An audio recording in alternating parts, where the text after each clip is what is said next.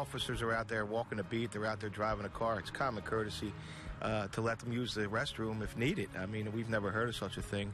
Outrage, a story trending right now and sparking controversy. Find out why a police officer was turned away from using the restroom at a Starbucks. It's 4 o'clock in South Florida, and this is The Now.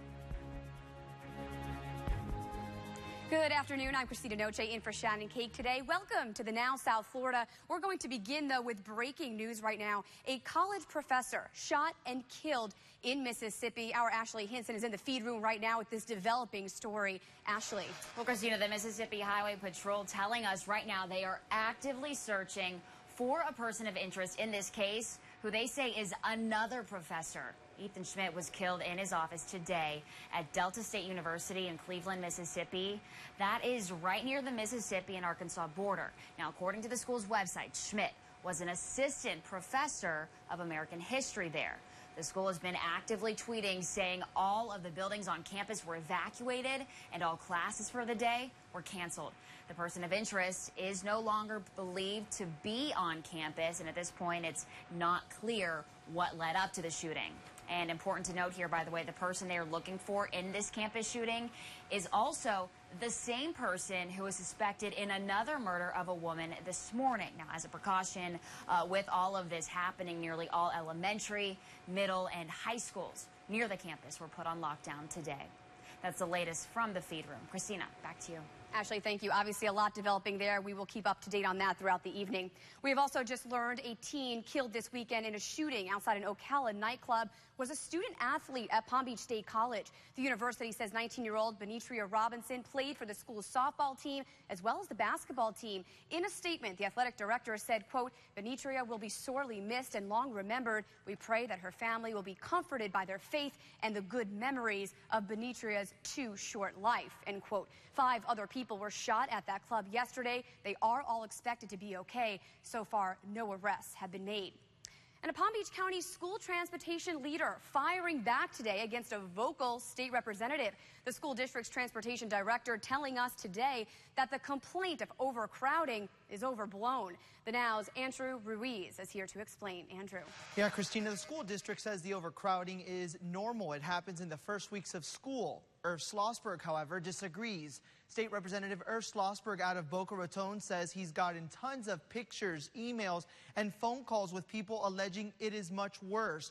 WPTV has asked Schlossberg for copies of the complaints he's received so we can see just how serious the problem of overcrowding is this year. So far, Schlossberg showed us 1 picture, 1 email, and 1 phone call specific to overcrowding.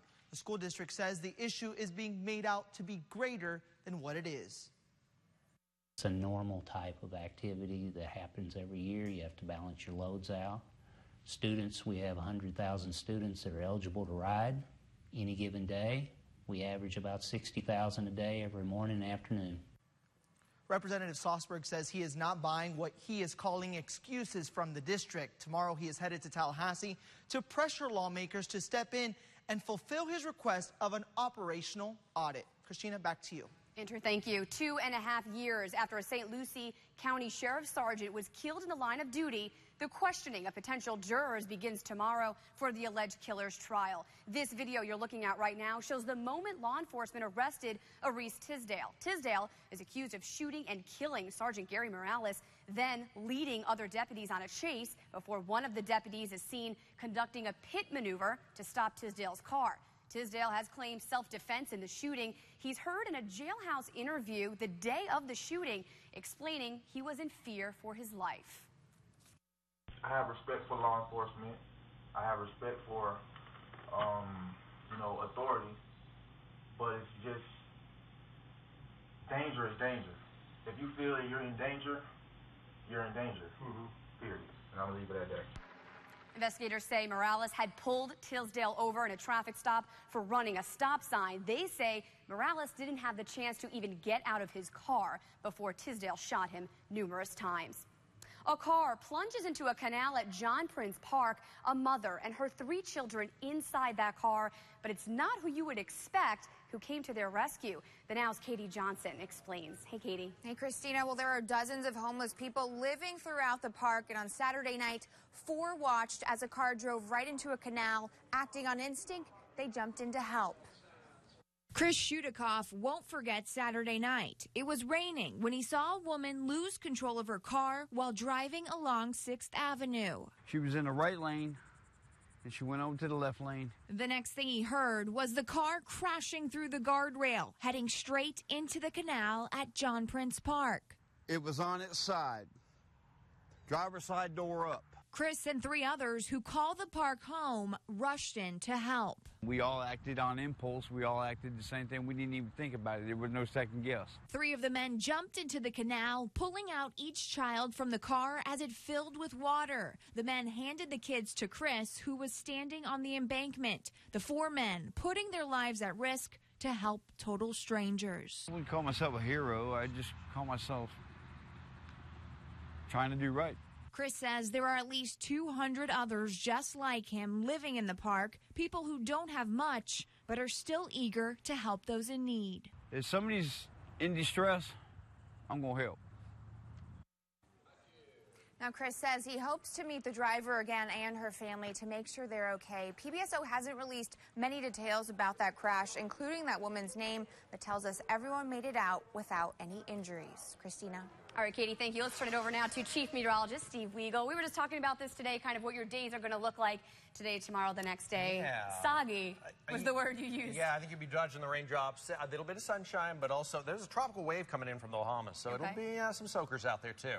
All right, here's a look outside, and actually, it doesn't look too bad right now. There's a little bit of rainfall popping up, but showers and storms and kind of a big change in the weather pattern from what we've seen the last couple of weeks. We'll see, again, hear rumbles of thunder. Not a whole lot on the radar this afternoon. Some storms on the western side of the lake, but also some storms over the Bahamas, over the Gulf Stream. Everything slowly drifting east. So, again, as we work into tonight and tomorrow, we are looking at kind of a soggy weather pattern. Definitely higher rain chances than we've seen. In the tropics, we have a tropical system in the Gulf of Mexico. And we have one that's kind of been flirting back and forth. It's showing some potential. It's moving through the central Atlantic now, and it could be our next depression or named storm. We'll talk more about that and the forecast this week coming up. All right, if you're heading home from work today, need to fill up, you are in luck because gas prices are plummeting. You may have heard a little bit about this so far, but we're seeing some really great prices. The days of gas being $3 a gallon, those are a distant memory, so good to hear. A national survey says the average price of regular gas is now $1.02 lower than this time last year. Overall, gas prices have dropped 27 cents a gallon nationwide over the past 3 weeks. We've seen prices in Palm Beach County and the Treasure Coast really dip. We saw gas for $2.02 at a station in Lake Worth, and over at Sicko in Gifford, get this, $1.99 a gallon, right before that $2 mark. So the reason for the low prices, even though crude oil prices increased slightly, refiners and retailers cut prices to compete for sales. Those prices might be around to stay. If crude oil prices don't see a spike, we could see even lower prices as refineries switch to a cheaper winter blend of gas. So this is the best thing you can do here. If you want to find out the cheapest way to get gas, maybe on your way to work, where you go every morning, go to WPTV.com, click on the gas prices tab at the top of the page. All right, we're going to bring in Rachel Lato here now because I know I get strange texts, I feel, all the time, but you got a really strange text today, so. Yeah, here it is, if we can zoom on into this one. So here it is.